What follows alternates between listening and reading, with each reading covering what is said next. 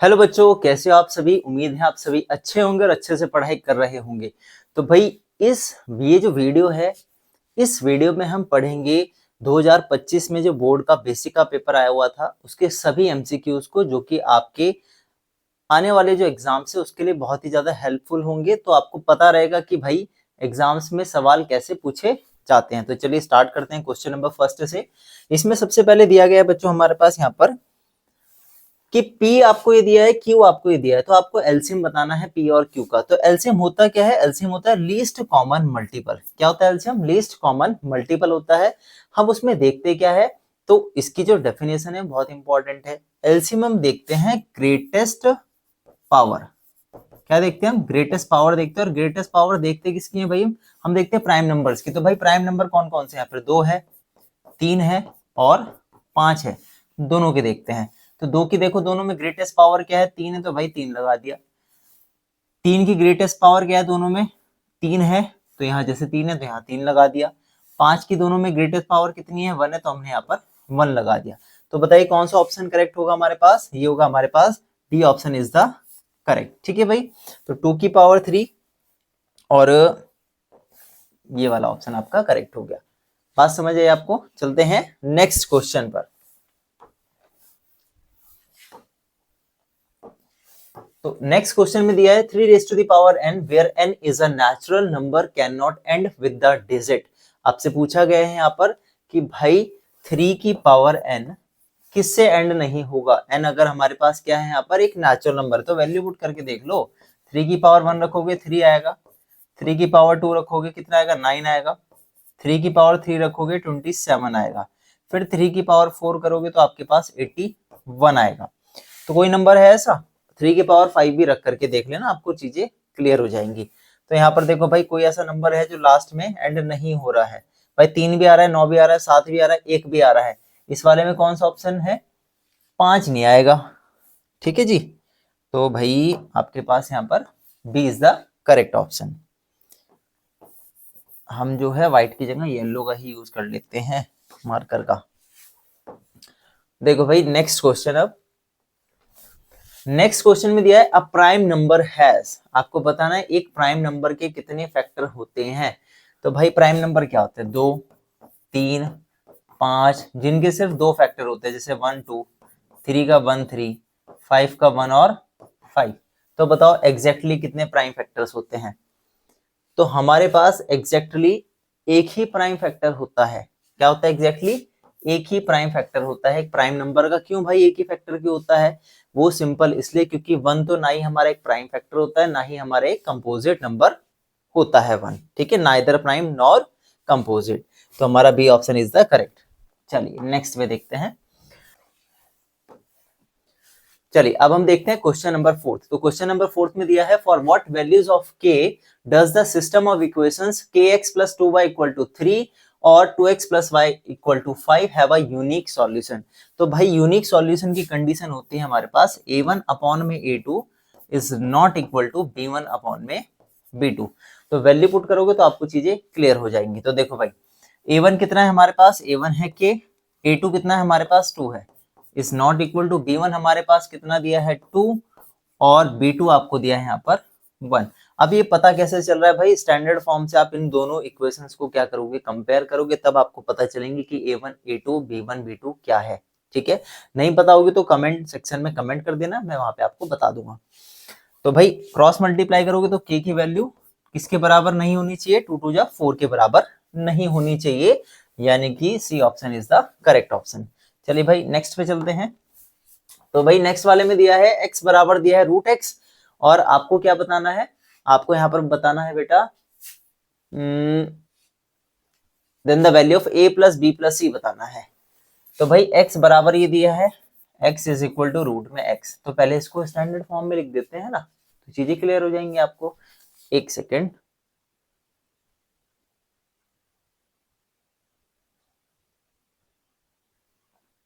देखिए दोनों तरफ अगर हम स्क्वायर करेंगे तो दोनों तरफ स्क्वायर करने पे क्या होगा? ये √x का x हट जाएगा, दोनों तरफ स्क्वायरिंग हमने कर दी, तो जगह x² - x और इक्वल टू में 0। अब मुझे एक बात बताओ, क्या मैं ऐसे लिख सकता हूँ भाई? प्लस में 0 इक्वल टू 0। ये स्टैंडर्ड फॉर्म में लिख दिया हमने, x square minus x plus 0। A b c की वैल्यू क्या होगी, ए की वैल्यू एक्स स्क्वायर के साथ वाली टर्म होती है 1, बी की वैल्यू एक्स के साथ वाली टर्म होती है यानी कि -1, और लास्ट टर्म जो बची है वो क्या हो गई हमारे पास, सी यानी कि कांस्टेंट टर्म। तो आपको बताना ए प्लस बी प्लस सी क्या होगा, तीनों को ऐड कर दो, ए को ऐड करो बी में और बी को ऐड करो सी में, तो आंसर कितना आएगा निकल के भाई 1 माइनस का 1 प्लस का 0, यानी कि आपके पास जो आंसर आएगा वो 0 आ जाएगा। So A option is the correct. बात समझ आ रही है आपको? चलते हैं नेक्स्ट क्वेश्चन पर। चलिए अब समझते हैं क्वेश्चन नंबर 6 को। दिया गया है point 1, 2 is the mid point of the line segment joining the points 3, 5 and 2 a, b, then a, b। यहाँ पे मिड पॉइंट की बात हो रही है तो मिड पॉइंट फॉर्मूले का यूज करेंगे। तो मिड पॉइंट फॉर्मूला क्या होता है भाई, x, y is equal to x1 plus x2 upon में 2, y1 प्लस y2 अपॉन में 2। सिंपल वैल्यूज पुट करेंगे तो मिड पॉइंट है 1, 2, तो लिख दिया 1, 2। ठीक, x1 कितना है 3 है, x2 कितना है 2a है अपॉन में 2, y1 कितना है हमारे पास 5 है और y2 हमारे पास यहाँ पर b है अपॉन में 2। अब आपको जो बात याद रखनी है, बात वो इंपॉर्टेंट ये है यहाँ पर कि भाई जो पहली पॉइंट होता है वो पहले के बराबर होता है, सेकंड पॉइंट जो होता है वो सेकंड के बराबर होता है। तो इसको इक्वल रख के a और b की वैल्यू में यहाँ पर निकाल लेंगे। तो देखो पहले वाले पार्ट को, तो ये है 1 is equal to 3 plus 2a upon में 2, क्रॉस मल्टीप्लाई करोगे आप इसको तो आएगा 2, 3 प्लस 2a, 3 उधर ले जाएंगे 2 minus 3 is equal to 2a, तो 2a बराबर आएगा माइनस का 1, तो यहाँ से a की वैल्यू आएगी माइनस की 1/2। तो भाई a तो मिल गया माइनस का 1/2। अब सेकंड वैल्यू को इक्वल रखते हैं तो 2 is equal to 5 plus b upon में 2, क्रॉस मल्टीप्लाई करेंगे 4, 5 प्लस b, 5 उधर भेज देंगे तो b की वैल्यू जो आएगी वो आएगी 4 माइनस की 5 यानी कि माइनस का 1। तो a आ गया आपके पास माइनस का 1/2 और b आ गया आपके पास माइनस का 1। तो बताइए भाई कौन सा ऑप्शन करेक्ट है आपके पास? So the C option is the correct. समझ आया क्वेश्चन? नेक्स्ट क्वेश्चन पर चलते हैं। नेक्स्ट क्वेश्चन दिया है the distance of point -3, 4 from y axis. देखो दो पॉइंट यहाँ पे लर्न करने वाले हैं भाई। पहला है distance from the y axis और दूसरा है distance from the x axis. तो याद रखना perpendicular distance from the y axis, तो ये होता है x कोऑर्डिनेट। भाई x कोऑर्डिनेट का दूसरा नाम बता दो जरा कमेंट बॉक्स में। ठीक है, कमेंट बॉक्स में लिख देना x कोऑर्डिनेट का नाम क्या होता है।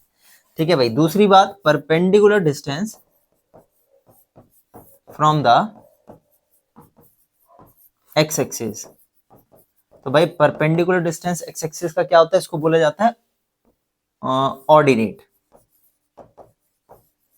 ठीक ठीक है, ऑर्डिनेट तो मैंने आपको वैसा नाम बता दिया। होता क्या है आपके पास, y कोऑर्डिनेट होता है। ठीक है, जैसे मैंने आपसे पूछा x कोऑर्डिनेट का दूसरा नाम क्या है, वैसे y कोऑर्डिनेट का जो नाम होता है वो क्या होता है आपके पास, ऑर्डिनेट होता है। तो ये तो आप मुझे बताओगे भाई कमेंट सेक्शन में। ठीक है, तो अब बता दो जरा y एक्सिस से भाई क्या होगा। y एक्सिस से होगा हमारे पास माइनस का 3 यानी कि a option is the correct option. चलते हैं नेक्स्ट क्वेश्चन पर। तो भाई नेक्स्ट क्वेश्चन में दिया है sec square 30 plus tan square 30 upon में sine square 45 plus cos square 45। बहुत इजी क्वेश्चन है, ध्यान से समझ लो, एकदम कर दोगे पेपर में भाई जा करके। तो जी देखो यहाँ पे आपने एक आइडेंटिटी पढ़ी है sine square theta plus cos square theta. बताओ भाई क्या होता है, जल्दी 1 होता है। ठीक है, अब ये देखो ऊपर वाली टर्म ये लिखी है sec square 30 plus tan square 30। भाई ये वैल्यू याद होनी चाहिए, नीचे वाला तो आप फॉर्मूले से कर दो कि 45 एंगल सेम है तो वैल्यू क्या आएगी यहाँ पर 1 आएगी, क्योंकि sine square theta plus cos square theta 1 होता है। थीटा दोनों में सेम है 45 ऊपर का देखो भाई, ऊपर की मेहनत है अब सारी की सारी। सेक स्क्वायर 30 की वैल्यू क्या होती है, आप ये देखो कॉस 30 की वैल्यू क्या होती है, तभी आपको सेक 30 मिल जाएगा। कॉस 30 की वैल्यू याद करो ये होती है √3/2। सेक होता है उसका उल्टा, तो यानी कि 2/√3, तो लिख दिया 2/√3। स्क्वायर है तो आप इसका स्क्वायर कर दोगे। ठीक है जी, 10 30 की वैल्यू बहुत कॉमन वैल्यू है, इसको तो याद कर लेना, घोल के पी जाना। 10 30 की वैल्यू होती है 1/√3। रट लो अभी, बिल्कुल दिमाग में छाप लो भाई इस बात को। तो आप लिखोगे 1/√3, इसका भी स्क्वायर कर दो। नीचे वाले 1 को लिखो ना लिखो बात सेम है, ऊपर को सॉल्व करते हैं। देखो भाई 2 का स्क्वायर आएगा 4, √3 का आएगा 3 प्लस फिर 1 का स्क्वायर 1 और इसका आएगा नीचे 3। एलसीएम ले लो, एलसीएम आएगा 3 तो ऊपर आ जाएगा 4 + 1 यानी कि आंसर आ गया 5/3। बताओ कौन सा ऑप्शन सही है? B option is the correct. नहीं समझ आएगा तो कमेंट बॉक्स में कमेंट कर देना और पूछ लेना जी मास्टर जी कैसे होगा ये क्वेश्चन। अगले पे चलते हैं। लिखा गया है which types of triangles are always similar. भाई आपको बताना है कौन से टाइप के जो ट्राइंगल होते हैं हमेशा सिमिलर रहते हैं। तो सिमिलैरिटी वाला जो कॉन्सेप्ट है वो पढ़ना जरूरी है कि कैसे कैसे आपके पास क्राइटेरिया क्या होते हैं सिमिलैरिटी के, वो आपको पता होनी चाहिए, है ना। तो हम तो बात करते हैं इस एमसीक्यू की। तो एक क्राइटेरिया होता है एंगल एंगल एंगल का। तो हमेशा याद रखना इक्विलेटरल ट्राइंगल्स जो होते हैं वो हमेशा आपके सिमिलर होंगे भाई। क्यों? क्योंकि उसके तीनों एंगल 60 60 60 डिग्री के होते हैं। बात समझ आई? चलते हैं नेक्स्ट क्वेश्चन पर। तो जी लिखा है what values of X and Y will make triangle ABC similar to triangle QRP in the figures given below. पता नहीं, आई थिंक आपको क्वेश्चन दिखाई दे रहा होगा, नहीं दिखाई दे रहा होगा। एक सेकंड इसको फोकस कर लेते हैं इस पर। होपफुली आपको ये दिखाई दे रहा हो। तो आपको बताना है कि एक्स और वाई की क्या वैल्यू होनी चाहिए कि दोनों ट्राइंगल आपस में सिमिलर हो जाए। भाई सिमिलर का मतलब समझते हो? सिमिलर का मतलब है इन दोनों ट्राइंगल के जो एंगल है वो बराबर होना और उनकी साइड्स का रेशियो बराबर होना। वो पता कैसे चलता है? ध्यान दो। अगर ये दो ट्राइंगल सिमिलर करने हैं तो रेशियो ऐसे लिखे जाएंगे ए बी अपॉन में क्यू आर बराबर आना चाहिए बीसी अपॉन में आर पी और बराबर आना चाहिए ए सी अपॉन में क्यू पी। ठीक है जी। अब वैल्यू पुट कर दो। ए बी है 2 2 रख दिया। क्यू आर देखो क्यू आर है 4 4 रख दिया बराबर। बीसी कितना है? बीसी है 2.5 ये रख दिया। आरपी देखो भाई आरपी आरपी आरपी है एक्स एक्स रख दिया। एसी कितना है? 3 3। क्यूपी कितना है? अजी क्यूपी है वाई। सॉल्व कर दोगे आंसर आ जाएगा। इसको रखो आमने सामने, पहले इन दोनों को कंपेयर कर लो। कंपेयर करोगे क्रॉस मल्टीप्लाई तो होगा 2x बराबर 4 की 2.5 से गुणा करना भाई, 25 की 4 से करोगे 100 यानी कि 10 आ गया आपके पास। ठीक है, तो x की वैल्यू कितनी आई यहाँ से? 5 आ गई। इन दोनों को कंपेयर कर लो तो हो जाएगा आपके पास 2/4 बराबर 3/4 सॉरी 3/y। क्रॉस मल्टीप्लाई करोगे y इधर और g आएगा 3 इंटू 4 अपॉन में 2 2 से 2 कटा 6 आ गया। तो y की वैल्यू 6 x की वैल्यू 5। तो भाई कौन सा ऑप्शन करेक्ट है? x बराबर 5 y बराबर 6 यानी कि B option is the correct option. ठीक है, चलते हैं नेक्स्ट क्वेश्चन पर। हाँ जी, अब लिखा है in the given figure from which point can the tangent not be drawn to the circle with radius r। आपसे पूछा गया है भाई इनमें से कौन सा पॉइंट है जिससे टेंजेंट हम ड्रॉ नहीं कर सकते। ट्राई करके देख लेते हैं। तो भाई क्यू पॉइंट से हाँ जी कर सकते हैं, पी से भी एक टेंजेंट ऐसे चली जाएगी, एक्स से भी ऐसे 2 टेंजेंट चली जाएगी, वाई रह गया भाई वाई से नहीं कर सकते हम ड्रॉ, तो यानी कि why option is the correct option. बात समझ आई? चलते हैं नेक्स्ट क्वेश्चन पर। तो भाई लिखा है in the given figure the angle of elevation of point A from point C. एक second camera check sorry mic check कर लूं, चल रहा है? हाँ जी चल रहा है। इसमें लिखा है इन द गिवन फिगर आपको एंगल ऑफ एलिवेशन बताना है ए पॉइंट का फ्रॉम पॉइंट सी से, यानी कि ये वाला बताना है, सी एंगल बताना है, थीटा मान लो इसको।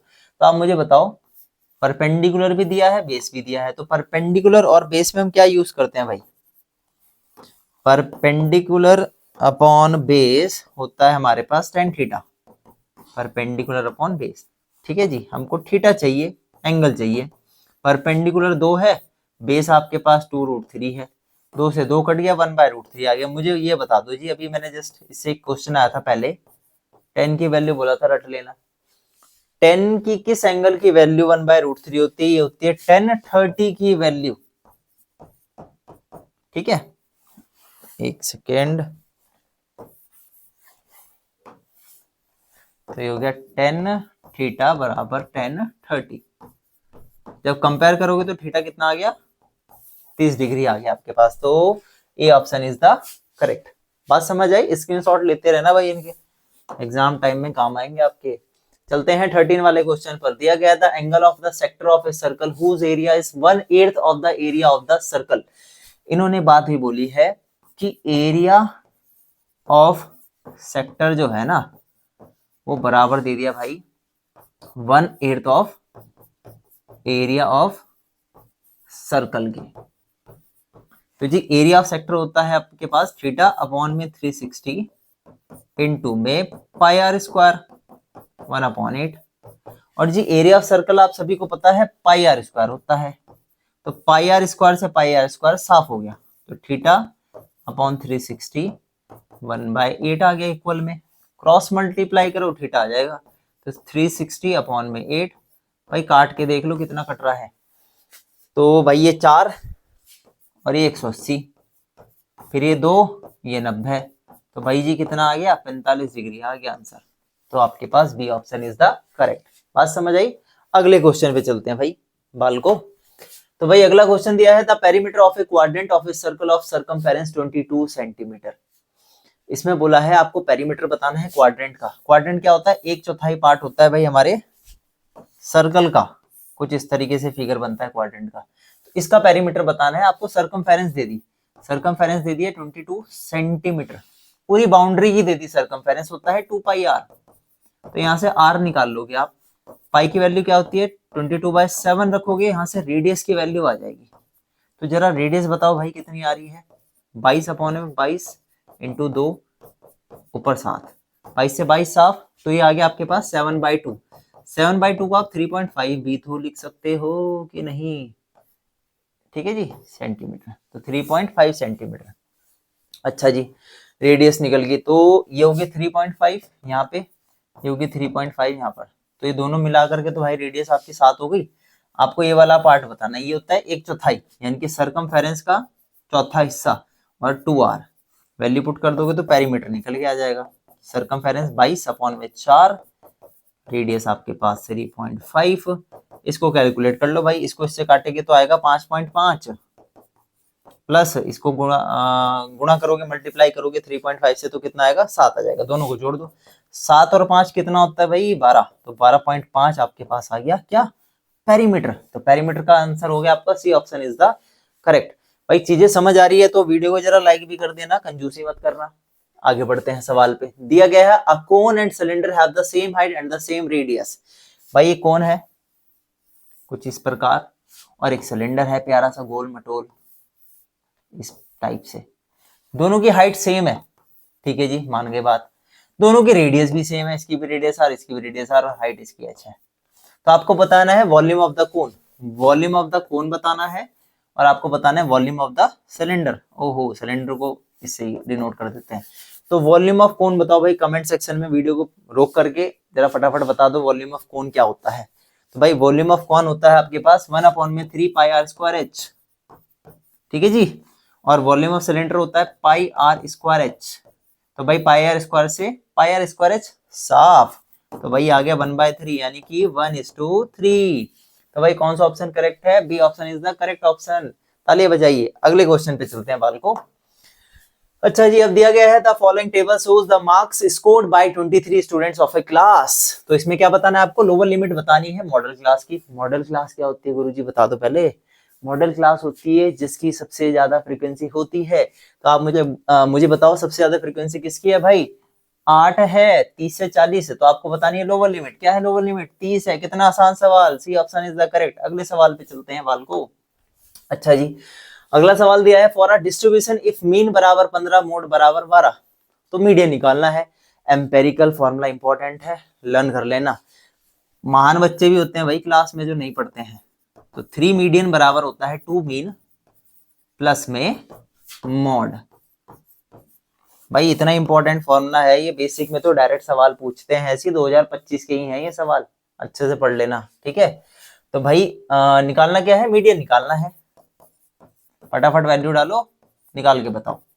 मीन कितना दिया है? मीन है आपके पास 15, मॉड 12 है, तो भाई 30 प्लस 12 42 आ गया। तो जी मीडियन आ जाएगा। तो मीडियन की वैल्यू कितनी आएगी? 42 को जरा 3 से भाग कर दो, कितने पे जाएगा? 3 से 3 1 जा 3, 3 4 जा 12, यानी कि 14, यानी कि C option is the correct. सही क्या ना? हाँ, 14 तिया आपके पास कितना था? 42। हाँ जी, अगले पे चलते हैं। अगले में पहले आपको भाई सैंपल स्पेस बनाना पड़ेगा। सैंपल स्पेस पहले मैं बना देता हूँ, है ना, वीडियो को रोक करके। तो भाई अभी हमने बना दिया यहाँ पर सैंपल स्पेस।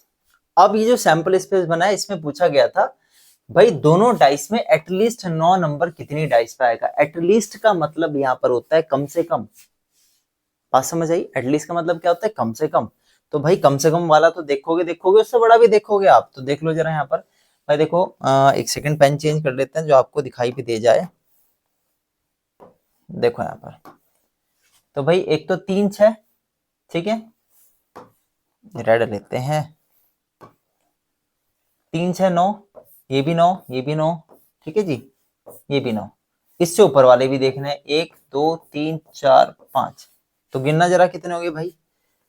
1 2 3 4 5 6 7 8 9 10, टोटल 10 हो गए। तो नंबर ऑफ आउटकम्स जो होंगे फेवर में हमारे इवेंट की, तो वो कितने होंगे भाई? 10 होंगे हमारे पास। बात समझ आई? चलते हैं नेक्स्ट क्वेश्चन पर। जरा पेन अपना येलो ही ले लें, प्यारा प्यारा येलो पेन। देखो भाई आगे, अब ये आपके पास असर्शंस रीजन आ गए हैं। तो भाई 2 असर्शन रीजन आते हैं एग्जाम में, आसान आसान आते हैं, टफ नहीं आते हैं, समझ लो इसको। देखो दिया है, फॉर साइन थीटा बराबर 1 कॉस थीटा मस्ट बी 0। भाई पहले तो ये बता दो, साइन थीटा की वैल्यू 1 कब होती है? ये तब होती है जब आपके पास साइन 90 हो, तो यानी कि थीटा क्या होगा? 90 आ गया यहाँ से। तो मुझे बताओ कॉस 90 कितना होगा? तो भाई कॉस 90 भी तो 0 होता है। आज समझ आई? इसका मतलब हमारा असर्शन जो है यहाँ पर करेक्ट है। बात करते हैं रीजन की। भाई रीजन में तो आप देख पा रहे हो, ये आइडेंटिटी जो लिखी है वो गलत है। आइडेंटिटी सही वाली कौन सी होती है? जिसमें प्लस आता है, sine square theta plus cos square theta. यानी कि जो रीजन है वो यहाँ पर गलत हो गया। तो आपके जो जो 4 ऑप्शंस दिए होते हैं जिसमें असर्शन सही, रीजन सही है, वो होता है हमारे यहाँ पर सी वाला ऑप्शन इज द करेक्ट। चलते हैं नेक्स्ट क्वेश्चन पर। तो अच्छा नेक्स्ट ये तो रहा, नेक्स्ट कहाँ चलेंगे? इसमें दिखा है every quadratic equation has 2 real roots. आप देखते बोलोगे हाँ जी क्वाड्रेटिक इक्वेशंस के तो 2 ही रूट्स होते हैं। नहीं नहीं नहीं नहीं, आप याद करो नेचर ऑफ रूट्स के बारे में आपने पढ़ा हुआ है। उसमें क्या बोलते हैं? मैक्सिमम 2 होते हैं, किसी में 1 भी होता है। 1 मतलब जिसमें इक्वल रूट्स आते हैं, 2 बराबर रूट्स आते हैं, और नहीं भी होते हैं जिसको आप क्या बोलते हैं? नो रियल रूट्स, या फिर इमेजिनरी रूट्स उनको बोला जाता है। तो यानी कि पहला असर्शन ही क्या हो गया हमारे पास यहाँ पर? गलत हो गया। रीजन पढ़ लेते हैं। A quadratic polynomial can have at most 2 zero. At most का मतलब होता है मैक्सिमम, ज्यादा से ज्यादा। क्या होता है एट मोस्ट का मतलब? ज्यादा से ज्यादा। हाँ ज्यादा से ज्यादा 2 ही जीरो होते हैं भाई, 2 होंगे, 1 होगा या होगा ही नहीं। तो यानी कि रीजन यहाँ पर सही दिया है, असर्शन हमारा गलत है। तो भाई 20 वाले का क्या आंसर होना चाहिए? 20 वाले का आंसर होगा हमारा D option is the correct, और सी था हमारे 19 वाले का। तो भाई ये 20 एमसीक्यू अगर आपको समझ आए हो तो वीडियो को लाइक, चैनल को सब्सक्राइब करना ना करना वो आपके ऊपर है, वीडियो को लाइक करना ना करना भी आपके ऊपर है। समझ आया तो भाई कमेंट में लिख देना मास्टर जी समझ आ गया। जो नहीं समझ आया वो आप कमेंट बॉक्स में पूछ सकते हो। तो इस वीडियो में इतना ही, मिलते हैं नेक्स्ट वीडियो में। Till then take care, bye bye.